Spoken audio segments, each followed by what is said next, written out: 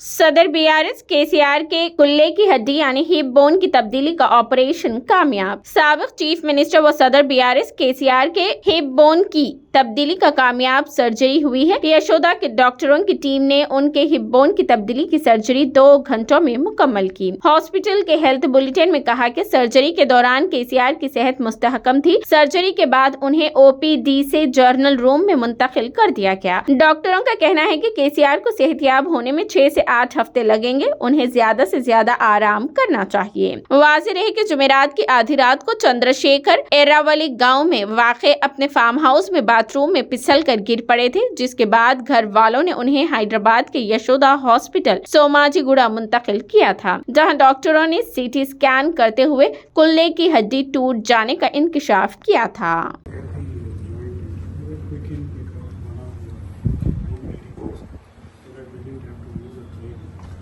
Very stable with the he was stable throughout the procedure. He came out also very smooth. He spoke. No, he's got absolutely.